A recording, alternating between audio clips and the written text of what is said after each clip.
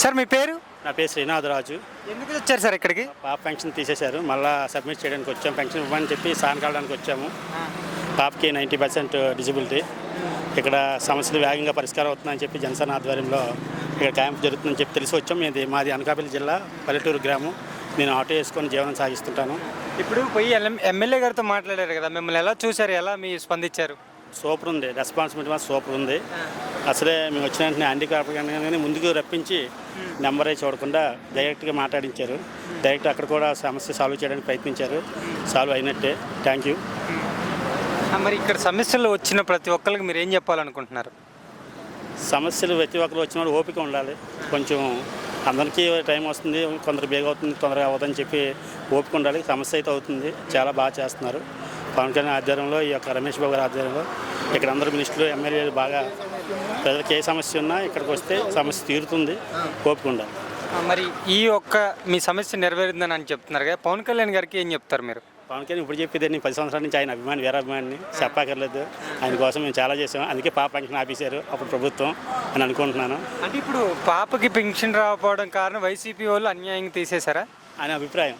అప్పుడు నేను పక్కా జనసేన గురించి బాగా పాటుపడ్డాను, బాగా పనిచేశాను గ్రాండ్ లెవెల్లో. అప్పుడు గడప గడపకి వచ్చినప్పుడు సార్ చూసి పక్కన చెప్పుకుంటారు అందరూ.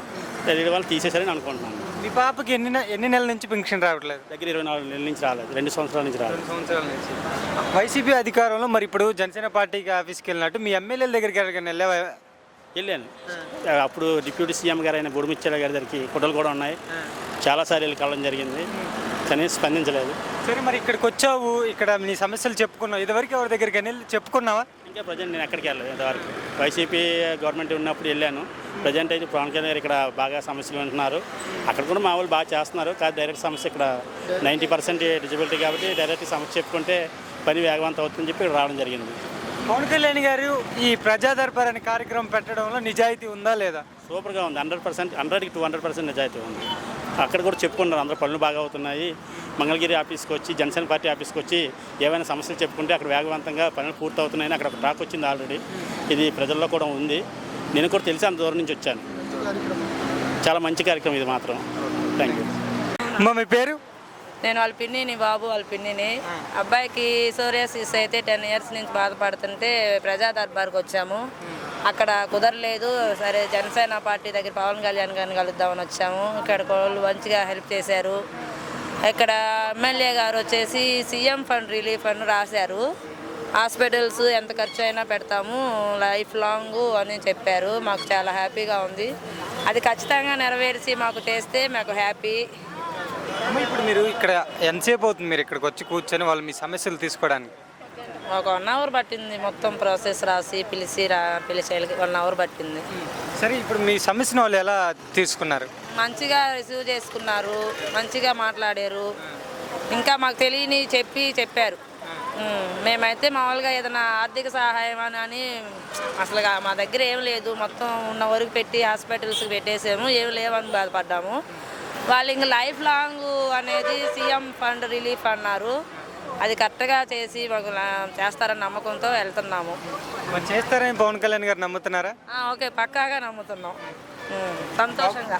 నువ్వు చెప్తావా? ఎలా అనిపిస్తుంది మరి? నువ్వు ఇక వెళ్ళావు కదా నీ సమస్య కోరి, ఇక్కడ నెరవేరుద్దని నమ్ముతున్నావా? మా నాన్నకి ఇబ్బంది కలగకుండా వచ్చాను. చెప్పు, పర్లా. ఇప్పుడు వాళ్ళు చేస్తారని నమ్మకం ఉంది నాకు చాలా వరకు. అసలు ఇక్కడికి వస్తావు, ఇక్కడ నా సమస్యను తీసుకుంటారని అనుకున్నావా? అనుకోలేదు. అక్కడ లోకేష్ గారిని కలవడానికి చాలాసేపు నుంచున్నాం, ట్రై చేసాము, అది కుదరలేదు. ఇంకా అక్కడ ప్రెస్ వాళ్ళు చెప్తే ఇక్కడికి వచ్చాము జనసేన పార్టీ దగ్గరికి. వచ్చి చెప్తే బాగానే రిసీవ్ చేసుకున్నారు. ప్రాబ్లం చెప్పాను, వాళ్ళు దాని సొల్యూషన్ కూడా చూశారు. సీఎం ఫండ్ తీసుకొస్తామని చెప్పారు. ఇంకా చాలా. మరి ఇప్పుడు పవన్ కళ్యాణ్ గారి గురించి ఏం చెప్పాలనుకుంటున్నావు? ఏం చెప్పాలంటే చాలా మంచివారు. అది డిప్యూటీ సీఎంగా ఆయన రావటం చాలా మంచిగా ఉంది. ఎక్కడున్నా మటుకు ముందల హెల్త్ విషయం ముందల కేర్ ఎక్కువ తీసుకుంటున్నాడు. అది బాగా నచ్చింది. ఎడ్యుకేషన్ పరంగా కూడా హెల్త్ బాగా చేస్తున్నాడు. ఓకే, మాకు బాగా నచ్చింది ఆయనది. మీ పేరు? నా పేరు బూడిద వరలక్ష్మి అండి. అమ్మాయి ఎందుకు వచ్చావు అసలు ఇక్కడికి? రత్నా చెరువు నాకు ఇల్లు అయితే లేదు, మరి నాకు ఇల్లుకి ఏమైనా సహాయం చేస్తారని వచ్చానయ్యా. మరి మరి ఇప్పుడు ఎమ్మెల్యే గారిని, జనసేన ఎమ్మెల్యే గారిని కలిసావు కదా, ఎలా ఉంది? కలిసానయ్యా. మరి కలిస్తేనని 60 సంవత్సరాలు వస్తే ఇల్లు ఇవ్వటం కొంచెం కష్టమమ్మా, కానీ అయినా సరే నీకు ఇస్తాం, మరి అది కొద్దిగా ఆలస్యం అవుద్ది అని చెప్పారయ్యా. మరి సలపల్లి శ్రీనివాస్ గారు ఈ మాట నాకు చెప్పారన్నమాట. అదయ్యా. సరే, ఇదివరకు ప్రభుత్వంలో ఎవరికి అడిగాను పోయావా నాకు ఇల్లు కావాలని? అంటే అంత క్రితం నాకు చిన్న గుడిసు ఇల్లు ఉండేదయ్యా. మా వారు ఉన్నప్పుడు చిన్న గుడిసు ఇల్లు ఉంటే జగన్ గారు వచ్చేయని ఆ ఇల్లు అంతా పడగొట్టేశారన్నమాట. ఎందుకు పడగొట్టారంటారు? ఏదో కట్టలాగనని చెప్పి చాలా మందికి ఇల్లులు పడగొట్టేశారు. ఇక ఆ ఇంట్లో పడితే మా ఇల్లు కూడా పోయిందన్నమాట. అప్పటి నుంచి నాకు ఇల్లు లేదయ్యా. ఈ డబ్బులతోటే, పింఛన్ డబ్బులతోటే మేము బ్రతుకుతున్నాను అన్నమాట. ఆడపిల్లలు ఉన్నారు కానీ ఆడపిల్లలు కూడా నన్ను ఏం చూడరు. సరే, మరి ఎవరికి అడిగాను పోయావా నా ఇల్లు పడగొట్టారని? ఎవరి దగ్గరికి పోలేనండి. 2 సార్లు నేను ఈ ఆఫీసులో, నేను కమిటీ ఆఫీసులోనే సంతకాలు చేసి నేను అప్లికేషన్ పెట్టాను. ఏమీ రాలేదు నాన్న, నాకేమీ రాలేదు. వస్తాయి అన్నారు కానీ ఇంతవరకు అయితే నాకు ఏమీ ఒక కాగితం కూడా రాలేదన్నమాట. మరి జగన్ అన్న నేను ఇల్లు ఇస్తున్నాను నా పేద కుటుంబం అంటున్నాడు కదా, మరి ఏమి ఇవ్వలేదు మీకు? అసలు ఇవ్వలేదయ్యా. చాలా మందికి ఇచ్చారు. ఈ ఊరు వచ్చేటప్పటికని ఇస్తానని చెప్పి అందరి దగ్గరికి ఈ కాగితాలు ఇచ్చారు కానీ, పట్టాపులు ఇచ్చారు కానీ ఇల్లులు ఇవ్వలేదయ్యా. ఇల్లులు మాత్రం ఇవ్వలేదు. చాలా మందికి మా రత్నం చెరువులో చాలా మందికి ఇల్లులు ఇవ్వలేదయ్యా. అది ఇక్కడ న్యాయం చేస్తారని నమ్ముతున్నావా? నమ్ముతున్నానయ్యా. మరి మా ముసలోళ్ళు అంటే వాళ్ళకి న్యాయం చేయకపోతే ఎలాగయ్యా? మరి మేము పని చేయలేకపోతున్నానయ్యా నేను. మరి అది మా. సార్, మీ పేరు? నా పేరు కె రాజేశ్వరరావు. సరే, ఎందుకు వచ్చారు ఈ పార్టీ కార్యాలయానికి, జనసేన పార్టీ కార్యాలయానికి? 89 group 4 APSC junior assistant, senior assistant and typist పోస్టులకి ఎగ్జామ్ జరిగింది. దాంట్లో మేము క్వాలిఫై అయ్యాం. సెలెక్టెడ్ క్యాండిడేట్లు, ప్రొవిజనల్ సెలెక్టెడ్ అని కాల్ లెటర్ కూడా ఇంటికి వచ్చినాయి. అప్పుడు ఏపీఎస్సిలో హైదరాబాద్ ఉండేది బోర్డు, అక్కడ సర్టిఫికేట్ వెరిఫికేషన్ కూడా అయిపోయింది. మాకు ఉద్యోగం వేయాలి, ఉద్యోగం వేయాల, అన్యాయం జరిగింది మాకు. ఆ రోజు నుంచి కూడా. మరి గత ప్రభుత్వంలో ఎవరి దగ్గరికి వెళ్ళి సమస్య తోటి వెళ్ళారా? వెళ్ళాం. గత ప్రభుత్వంలో సెక్రటరీలో జవహర్ రెడ్డిని కలిసాం, ఏంటి సీఎం గారిని కలిసాం, ఏంటి మంత్రులను కలిసాం. ఇదిగో అన్నారు. ఎవరు కూడా మాకు న్యాయం చేయలేకపోయారు. మరి సార్ పవన్ కళ్యాణ్ గారి ద్వారా మరి ఆయన ఆ స్పీచ్లో కానీ వాటికి నేను నిరుద్యోగం చూస్తాం, మీకు తప్పనిసరిగా మేము మేలు చేస్తామని చెప్పి మేము విన్నాం. ఆయనకి మరి ఓట్లు వేసాం. మరి ఆయన తప్పనిసరిగా మా మీద చూసి మాకు పోస్టింగ్ ఇప్పిస్తారని చెప్పి కోరుకుంటున్నాం. ఇప్పుడు మీరు సమస్యకి ఇక్కడ వచ్చేసి చెప్పుకున్నారు కదా, గత ప్రభుత్వంలో ఎప్పుడైనా వెళ్ళి మీ సమస్యను చెప్పుకోవడానికి ధైర్యం చేశారా? చెప్పాం కానీ ఇలాంటి ప్రజా దర్బార్ అనేది పెట్టలేదు. వీళ్ళు పెట్టారు. ఇది ప్రజలు అందరూ కూడా హర్షిస్తున్నారు వీళ్ళని.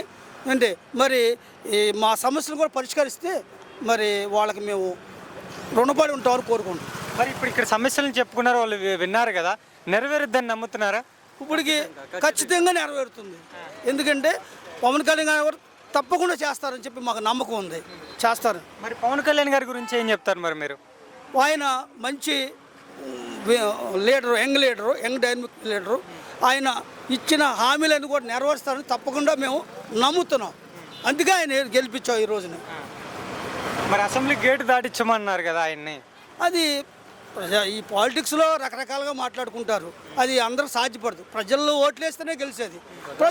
ప్రజాబలం ఆయనకు ఉంది కాబట్టి మీరు గెలిపించారు. కంపల్సరిగా మరి మా సమస్యలు పరిష్కరిస్తారని చెప్పి మేము నమ్ముతున్నాం.